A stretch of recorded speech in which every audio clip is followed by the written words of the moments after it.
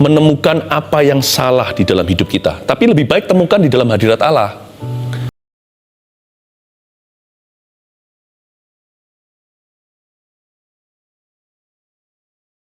Dan setiap rema yang kami terima, roh aplikasi, roh kudus itu yang akan membantu kami untuk menerapkan dalam kehidupan. Dan berikan kepada kami kekuatan, keberanian untuk melakukan firman sekalipun tidak nyaman. Makasih Tuhan, urapi kami dalam nama Yesus. Haleluya. Amin. Puji Tuhan.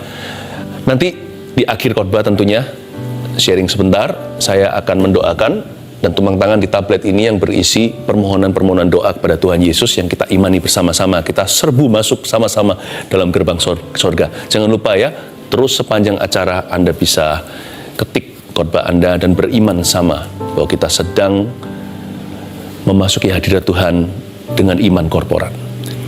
Ini akhir pekan shoot hari ini. Besok jangan lupa ibadah online, jemaat yang terkasih juga yang saya gembalakan, jangan lupa untuk berkebaktian, dan semua jemaat Tuhan ya, jangan lupa untuk beribadah.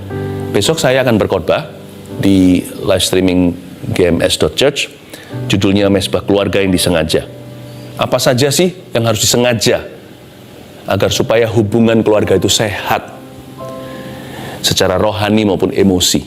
Nah, itu saya bagikan pengajaran sederhana, semoga berguna. Anda yang belum subscribe juga, jangan lupa, bahkan tekan tombol notifikasi supaya Anda selalu diingatkan kalau ada acara seperti ini. Mari kita siapkan hati kita untuk menerima firman Tuhan hari ini. Kita ambil Alkitab kita dan catatan. Saya beri judul Selamat Tinggal Hagar. Kok aneh ya judulnya? Ya, nggak salah dengar, Selamat Tinggal Hagar. Kejadian pasal 21 ayat yang ke-8 sampai 13. Judulnya di Alkitab kita, Abraham mengusir Hagar dan Ismail. Ambil prinsipnya, Perjanjian Lama cara baca, kita ambil prinsip yang sifatnya kekal, lalu kita terapkan dalam terang Perjanjian Baru.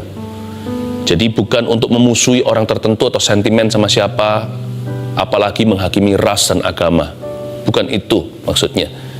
Bukan itu intisari dari cerita Abraham, Hagar, dan Ismail.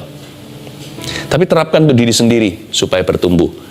Selamat Tinggal Hagar berbicara tentang menemukan apa yang salah di dalam hidup kita. Tapi lebih baik temukan di dalam hadirat Allah. Karena Roh Kudus itu sumber kebenaran. Dia menuntun kita pada segala kebenaran pula. Kalau kita temukan dari mulut Tuhan, itu jauh lebih aman. Lalu usirlah hal-hal itu. Buanglah, segera, jangan tunda. Supaya nanti yang terbuang bukan mujizatmu. Berani katakan, that's it. I've had it. Udah, cukup. Udah selesai sampai sini. Aku tidak mau berurusan dengan dosa dan segala sesuatu yang kurang berkenan di hati Allah atau hal-hal yang merugikan hidupku. Saya merasa saya harus menggali terus tanah ini. Harus terus membajak tanah hati. Agar supaya perkara-perkara baru yang Allah mau lakukan. Ini kan menjelang akhir tahun. Supaya tahun depan ada perkara-perkara mulia, perkara-perkara baru, dan perkara-perkara luar biasa, serta yang lebih besar yang akan terjadi dalam kehidupanmu. Yang percaya katakan amin. Kita baca dulu ayat-ayatnya, ayat 8-13 bunyinya begini. Bertambah besarlah anak itu, dan ia disapi. Lalu Abraham mengadakan perjamuan besar pada hari Ishak disapi itu. Pada waktu itu Sarah melihat bahwa anak yang dilahirkan Hagar, perempuan Mesir itu bagi Abraham, sedang main dengan Ishak, anaknya sendiri. Berkatalah Sarah kepada Abraham, usirlah hamba perempuan itu beserta anaknya. Sebab anak hamba itu tidak akan menjadi ahli waris bersama-sama dengan anakku Ishak. Hal ini sangat menyebalkan Abraham oleh karena anaknya itu. Tetapi Allah berfirman kepada Abraham, janganlah sebal hatimu. Janganlah sebal hatimu karena hal anak dan budakmu itu. Dalam segala hal yang dikatakan Sarah kepadamu, haruslah engkau mendengarkannya. Sebab yang akan disebut keturunanmu ialah yang berasal dari Ishak. Tetapi keturunan dari hambamu itu juga akan kubuat menjadi suatu bangsa, karena ia pun anakmu.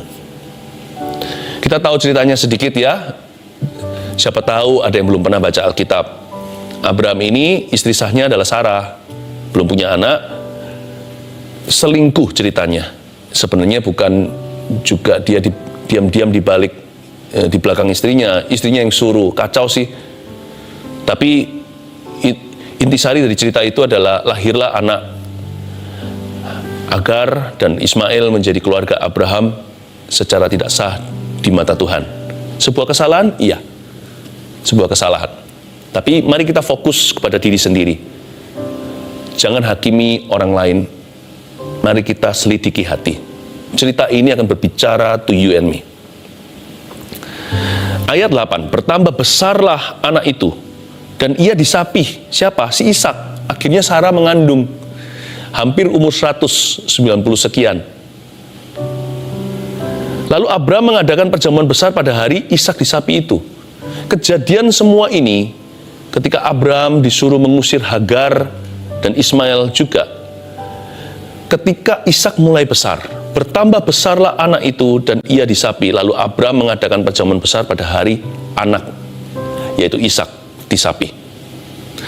Ingat ya, if we want to get rid anything that is of sin, kalau kita mau membuang apapun yang sifatnya dosa, tidak berkenan pada Allah atau yang merugikan hidup kita, lebih awal lebih baik, as early as possible. Ketika Ishak baru bertambah besar, belum jadi besar, bahkan belum jadi orang dewasa. Ishak waktu itu kurang lebih umurnya 3-5. 3-5 tahun adalah usia disapih, artinya bebas susu. Sudah nggak lagi ASI. Sudah bisa main-main tapi dekat mamanya, dekat ibu. 3-5 tahun memasuki janji Tuhan dalam kehidupan Abraham. Keluarlah insiden ini di mana Abraham harus membuat keputusan tegas, mengkonfrontasi masa lalu dan dosanya di belakang. Dia harus mengusir Hagar dan Ismail. Jangan berkata, kok nggak adil, kita nggak masuk ke arena itu. Mari kita tinjau hidupmu sendiri dan hidupku. Di hidup ini memang tidak ada yang fair. Tapi nanti lihat ya di akhir cerita, Tuhan itu tetap pelihara Hagar dan Ismail loh. Our God is a perfectly good God. Allah kita adalah Allah yang baiknya itu sempurna. Dia sempurna baiknya. Allah yang sempurna, Allah yang baik pula. Tapi kembali, fokus ke diri sendiri. Bertambah besar anak itu. Sebelum jadi besar, buanglah dosa. Singkirkan apapun yang merintangi. Karena iblis tahu bagaimana menjatuhkan seseorang. Lebih sakit kalau dia sudah jadi besar. Semakin besar, semakin susah untuk diusir. Apapun itu juga kebiasaan buruk contohnya. Atau pikiran negatif. Jangan dieramin seperti burung mengerami telurnya. Kalau kita mau lawan ular beludak, waktu dia baru keluar dari telur, langsung dibunuh. Sebelum dia jadi kobra. Dan kita harus menghadapinya muka dengan muka. Disemprot bahaya itu. Poisonous, sangat racun sekali. Belum lagi kalau digigit. Ular belum bisa apa-apa. Kalau masih orok atau masih dalam bentuk telur, baru menetas dari situ. Sebelum sesuatu itu besar, segera urusi dan segera bawa ke dalam kebenaran. Sebelum besar, singkirkan Hagar. Nanti akan terlambat. Ayat yang ke-9, pada waktu itu Sarah melihat bahwa anak yang dilahirkan Hagar, perempuan Mesir itu bagi Abraham, sedang main dengan Ishak, anaknya sendiri. What's wrong? Apa salahnya anak kecil bermain, ya kan? Perlu diketahui kata sedang main dengan Ishak di sini bukan hanya bermain-main saja. Coba bayangkan, Ishak umur 3-5. Ismail itu 14 tahun lebih tua, jadi minimal dia umur 17, jikalau bukan 19 tahun sudah. Kokonya, ya, sama ayah lain mama, sedang main sama adiknya. Ternyata Tuhan itu tahu ya, apa saja yang diperbincangkan oleh anak kecil ketika mereka main bersama itu mata Tuhan melihat. Sedikit intermezzo saya berikan suatu pewahyuan, bahwa Tuhan itu tahu semua manusia, semua orang segala usia. Bahkan anak kecil kalau main di antara mereka, rebut-rebutan mainan itu Tuhan tahu. Tuhan lihat, mata Tuhan melihat dan menjelajah seluruh dunia. Dan tentunya ada sesuatu yang salah dengan permainan mereka. Karena kata main di situ sebenarnya adalah Ismail abused Isaac. Ismail sedang membuli Ishak. Dia mungkin ajari yang enggak-enggak. saya kasih contoh aja. Waktu saya masih kecil, baru lulus balita, baru wisuda umur 5. Umur 6 kurang lebih, kami satu keluarga tinggal di sebuah gang kecil. Ya. Dan pada waktu itu saya main dengan anak-anak di jalanan. Papa saya pulang ke rumah terkejut, anaknya umur 6 omong kotor. Tanpa menyadari bahwa itu sumpah serapah. Saya belajar dari mana? Dari jalanan. Main kelereng, main apa, berdebu, bahkan kadang-kadang berdarah. Ya kan, masih kecil. Mainan sendiri-sendiri di luar, di halaman rumah.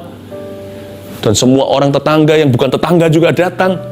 Papa saya khawatir dan berkata, jangan sampai anakku diajari yang tidak-tidak. Dan waktu itu saya tidak lama kemudian saya pindah ke Taiwan. Saya sekolah di sana, sekaligus berobat karena saya sakit-sakitan. Yang tahu kesaksian saya mengerti, tahu cerita ini.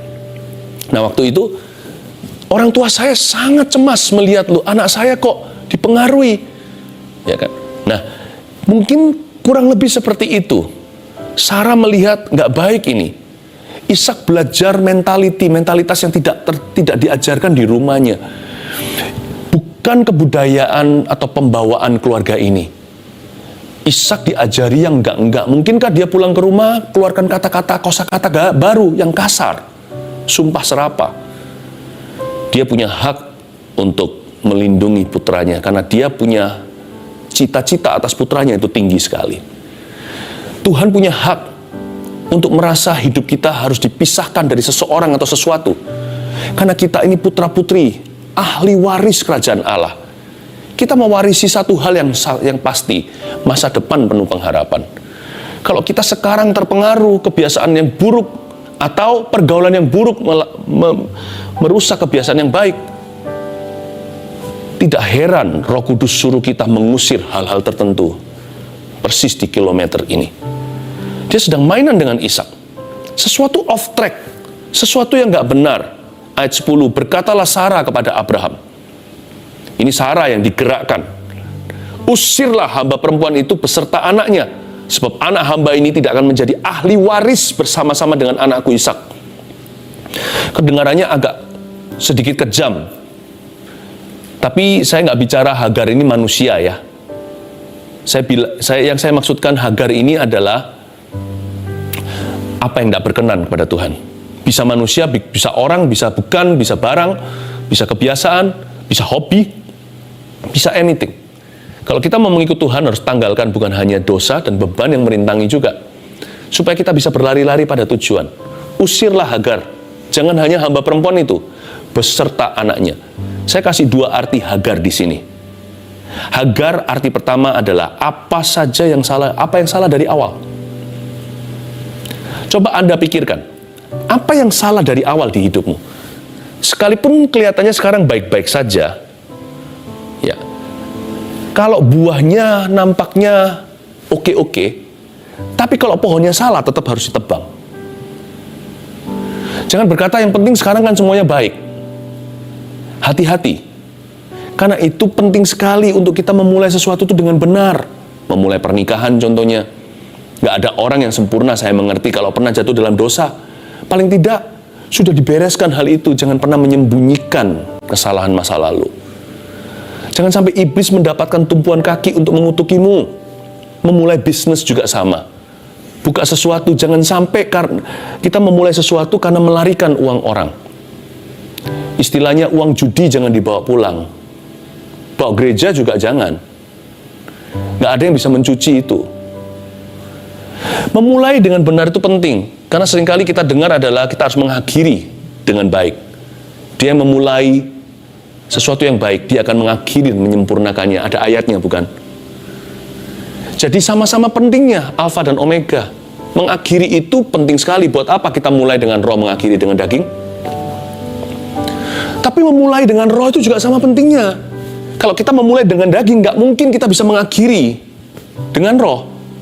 Kecuali bertobat di tengah-tengah, 1/4 jalan atau 3/4 jalan. Akan ada harga yang dibayar. Ada ayatnya di Amsal, akhir segala sesuatu, di Pengkhotbah juga, pokoknya di kitab-kitab hikmat, di Alkitab, di Perjanjian Lama bunyinya demikian. Akhir segala sesuatu, akhir sesuatu lebih baik daripada permulaannya. I agree. Tapi permulaan juga penting sekali. Kita harus memulai hari dengan benar juga. Jangan asal-asalan. Nanti banyak terkilirnya dalam perjalanan. Saya ingin ingatkan Anda untuk memulai dengan benar. Tutup buku kalau perlu, tutup chapter masa lalu memulai dengan sungguh-sungguh. Apa yang salah dari awal? Sekalipun kelihatannya buahnya baik-baik saja, tapi kalau pohonnya salah, tetap tebanglah. Saya tidak berkata kalau orang masuk dalam pernikahan itu dulu sudah berbuat dosa, sekarang mari bercerai. Bukan. Tapi bawalah apa yang terjadi dulu itu belum pernah kau akui. Akuilah di hadapan Tuhan Yesus dan berkata, I'm sorry Tuhan, maafkan. Dan hiduplah benar mulai hari ini. Sakeus, lihat, dia kembalikan uang orang-orang yang dia peras. Yang dia peras malah dikembalikan 4 kali lipat. Kenapa? Karena Sakeus mau memulai dengan benar. Makanya Yesus berkata, malam ini juga keselamatan tiba ke atas atap rumah. Atas rumah di mana saya menumpang ini. Sakeus mau memulai sesuatu yang dengan benar. Tidak pernah terlambat untuk memulai dengan benar hari ini. Apa yang salah dari awal, itulah Hagar. Makanya Tuhan bilang melalui Sarah kepada Abraham, usirlah Hagar. Usirlah dia. Usirlah hamba perempuan itu beserta anaknya yang kedua. Hagar adalah apa yang menghasilkan perkara-perkara yang salah. Hal itu sendiri nggak salah. Meskipun segala sesuatu halal, nggak semuanya berguna. Hobi ini contohnya. Masa salah sih? Mana ayatnya dosa? Enggak. Tetapi gara-gara hobi itu, Anda masuk ke dalam pergaulan yang salah. Tapi gara-gara aktivitas itu, Anda jadi pemarah. Apa yang menghasilkan perkara-perkara yang salah, waspadailah.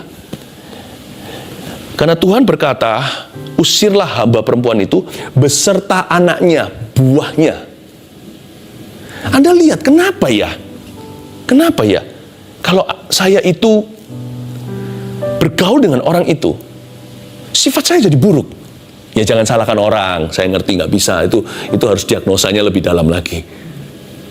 Tapi ada hal-hal tertentu dalam hidup ini, sekalipun hal itu tidak salah secara teori, tetapi prakteknya perkara-perkara salah yang lahir dari hal-hal tersebut. Anda harus waspada dengan hal-hal demikian. Itulah Ismail yang harus Anda waspadai. Sekali lagi, hal-hal seperti ini, kalau yang pohonnya salah langsung ditebang. Tapi yang buahnya salah tolong diuji. Itu perlu waktu, tapi perlu kejujuran hati. I think this is not good for me. I think this is not good for me. Kalau Anda merasa bahwa tangan Anda memimpin Anda dalam dosa, penggallah, kata Alkitab di Matius 5. Itu bukan disuruh melakukan kekerasan, atau mata Anda memimpin pada dosa, cungkilah. Jatuh bangun terus di situ, karena kebiasaan buruk. Selalu jam-jam itu sendirian di kamar melakukan sesuatu. Mungkin Anda perlu ubah lifestyle-nya. Nggak ada yang salah dengan sendirian di kamar. Tetapi mungkin gaya hidupnya ada hal tertentu yang Anda harus tetap taruh di luar. Supaya nanti kita nggak jatuh dalam pencobaan. Mulailah renungkan perkara-perkara yang menjatuhkanmu itu apa. Minta hikmat sama Roh Kudus. Hal-hal yang membuatmu jauh dari Tuhan. Hal-hal yang membuat Anda jauh dari keluarga. Hal-hal yang membuat Anda jauh dari persekutuan orang benar. Hal-hal yang membuat Anda berubah jadi orang, berubah jadi buruk maksudnya. Minta Roh Kudus hikmat untuk tegas dengan perkara-perkara tersebut. Ayat 11. Hal ini sangat menyebalkan Abraham oleh karena anaknya itu. Kalau Roh Kudus berbicara ya, nggak selalu responnya senang. Apalagi kalau di otak-atik rasa nyaman. Dalam hal ini, dalam cerita ini, sebenarnya Roh Allah yang hidup di Perjanjian Lama sedang menggerakkan hati Sarah dalam bahasanya sendiri yang Sarah mengerti. Abraham sebal hati, untungnya Abraham peka, bawa perkara itu pada Tuhan. Sampai Tuhan berkata sama dia, dengarkan Sarah, sebab dia benar. Hal itu sangat menyebalkan Abraham oleh karena anaknya itu. Sekalipun Roh Kudus bicara sama kita bisa sebal loh. Sebal bukan karena apa, tapi karena yang Tuhan suruh kita singkirkan itu hal-hal yang kita sayangi. seperti Abraham sayangi Ismail. Gimana tidak 14 tahun bersama? Mungkin 14 tahun ini sudah lebih dari 1 abad. Anda sudah biasa dengan hal-hal itu. Itu sudah jadi kebiasaanmu sehari-hari. Kok tiba-tiba diubah, gimana sih? Dia sebal hati. Roh Kudus ini gimana? Kok aku disuruh berubah? Suruh ganti. Suruh lepaskan ini. Kenapa? Apa salahnya? Yang salah bukan hal-hal itu. Yang salah adalah Anda dan saya. Kalau kita melakukan hal-hal tersebut, kita seringkali jadi orang yang berbeda. Berubah. Kenapa ya kalau aku lagi main game melulu online itu, aku jadi orang yang sensitif. Suka ngamukan. Yang salah bukan gamenya, jangan salahkan komputernya. Hal itu halal, tapi nggak semua berguna. Kalau Anda kecanduan, udah berubah jadi orang. Pelajaran pun menurun. Saya kasih contoh untuk anak muda. Ada banyak 1001 contohnya. Makanya Roh Kudus lah roh aplikasi. Saya nggak mungkin bisa sebut satu persatu. Anda yang tahu. Tapi firman ini renungan. Membuat Anda bercermin dengan terang dan pelita kakimu sendiri. Bercermin. Kaki kita itu harus bercermin dengan firman. Kira-kira jalan ini oke-oke aja, tetapi jalan ini membuat saya tersesat nggak? Belajar tegas, jangan sebal hati kalau Roh Kudus berbicara. Kadang-kadang Roh Kudus bisa berbicara melalui orang lain. Melalui mama, bisa bicara lewat suami atau lewat istri, bisa bicara lewat anak, bisa bicara lewat hamba Tuhan, bisa bicara lewat teman. Tapi kalau Roh Kudus bicara, jangan sebal. Relakan hatimu untuk disesah, kalau itu untuk kebaikanmu sendiri. Ayat 12, tetapi Allah berfirman kepada Abraham, janganlah sebal hatimu, karena hal anak dan budakmu itu, dalam segala hal yang dikatakan Sarah kepadamu, haruslah engkau mendengarkannya. Belajar untuk mendengarkan suara Roh Kudus. Karena tidak semua firman Tuhan itu dalam bentuk tertulis, tapi juga dalam bentuk suara. Karena ada hal-hal tertentu yang tidak ditulis di dalam Alkitab. Contohnya, boleh nggak kita itu berbisnis tertentu? Apakah diperbolehkan saya berteman dengan orang-orang demikian? Nggak semuanya tertulis secara spesifik. Karena itu Abraham diberitahu sama Roh Kudus. Tuhan Yesus ngomong begini di Perjanjian Lama, jangan sebal hati. Segala yang dikatakan Sarah kepadamu, you must listen to. Kamu harus mendengar, bukan mendengarkan Sarah, mendengarkan suara Allah di balik suara Sarah. Do you hear God's voice right now? Semoga Anda mendengar suara Roh Kudus di balik suara saya. Karena bukan suara saya yang mengubah, suaranya lah yang mengubah kehidupan Anda. Listen to Him. Sebab yang akan disebut keturunanmu ialah yang berasal dari Ishak. Garis bawahi kata sebab yang akan. Saya suka sekali. Tuhan tidak pernah hanya berkata jangan. Jangan itu selalu digandeng dengan sebab yang akan. Tuhan nggak pernah hanya berkata jangan. Sekali lagi, selalu lanjutannya sebab yang akan. Kalau Tuhan suruh kita tinggalkan sesuatu, karena Tuhan mau memberi sesuatu. Kalau Tuhan suruh kita singkirkan sesuatu, karena Tuhan mau gantikan itu. Kalau Tuhan suruh kita usir sesuatu, itu karena sesuatu yang lain segera akan datang masuk ke dalam hidupmu. Tuhan tidak pernah menjadi Allah orang hampa. Allah kita adalah Tuhan yang mengisi kekosongan. Jadilah terang, jadilah bumi. Ketika bumi belum berisi dan belum berbentuk pula, Roh Kudus melayang-layang, berfirmanlah Allah. Allah kita itu ingin mengisi hidupmu dengan perkara-perkara yang pertama-tama paling tidak berguna. Belum lagi perkara-perkara yang ilahi, yang ajaib lah Tuhan. Kau sungguh heran. Tuhan ingin mengisi hidupmu dengan rencananya, dengan R huruf besar, bukan rencana-rencana kecil semata-mata. Bahkan rancangan sehari-hari itu sudah ditata oleh Roh Allah. Tuhan tidak mau hidup kita mubazir dan sia-sia. Tuhan tidak mau hidup kita berakhir di selokan-selokan dunia. Karena itu kalau Tuhan berkata tinggalkan, tinggalkan. Mungkin bagi orang lain itu nggak apa-apa, tapi bagi Anda itu masalah. Apa yang masalah bagi Anda? Mungkin bukan masalah bagi orang lain, tapi apa yang masalah bagi orang lain juga nggak tentu masalah bagi dirimu. Makanya setiap orang perlu mendengarkan the voice of the Holy Spirit. Tapi Tapi jangan aneh-aneh ya, ini nggak boleh, itu nggak boleh, malah hidup dalam perbudakan. No, I don't think there are many. Saya yakin tidak banyak kok dalam hidupmu. Tapi ada satu dua yang selama ini kau berhalakan, ditahan sekian lama, dan tidak pernah Anda lepaskan. Sesuatu yang sifatnya abu-abu karena tidak tertulis dalam Alkitab. Apalagi yang hitam putih. Masih hidup sama selingkuh, istrinya beberapa. Istri yang sah satu, yang lainnya simpanan. Kalau yang gitu sudah nggak usah dengar suara Roh Kudus. Buka Alkitab langsung tahu. Ini juga suara Roh Kudus. Jangan berzina. Seperti yang lalu saat teduh saya sampaikan 10 perintah Allah. Perintah Allah ke-7 jelas sekali berkata, no adultery. Udah nggak usah tunggu Tuhan kasih wahyu. Ini pewahyuan. Kalau sesuatu yang hitam putih, lepaskan. Ayo lepaskan. Udah berapa tahun kayak begituan? Mau berapa lama? Sampai kapan? Tuhan nggak bisa isi dengan perkara-perkaranya. Karena hidupmu dan hidupku diisi perkara-perkara setan. Bahkan yang abu-abu kita harus peka dengan Roh Kudus. Tuhan itu ingin melatih umatnya.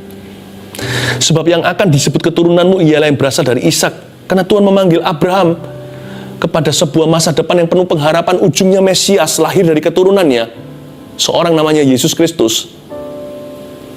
Maka Abraham disuruh untuk melepaskan Hagar dan anaknya juga. Ayat 13, ini keadilan Allah. Tetapi keturunan dari hambamu itu juga akan kubuat menjadi suatu bangsa. Tuhan memberikan divine assurance atau memberikan rasa aman kepada Abraham. Tuhan itu adil ya, Tuhan itu baik. Tuhan nggak pernah suruh kita pergi dari satu tempat ke tempat lain kalau kita nggak dijemput di sana. Tuhan nggak pernah suruh kita meninggalkan sesuatu, melepaskan sesuatu tanpa Tuhan memberi penghiburan. Tetapi keturunan dari hambamu itu juga akan kubuat menjadi suatu bangsa, karena ia pun anakmu. Ismail ini, sekalipun dia tidak dipilih, namun dia dipelihara. He wasn't favored, he wasn't chosen,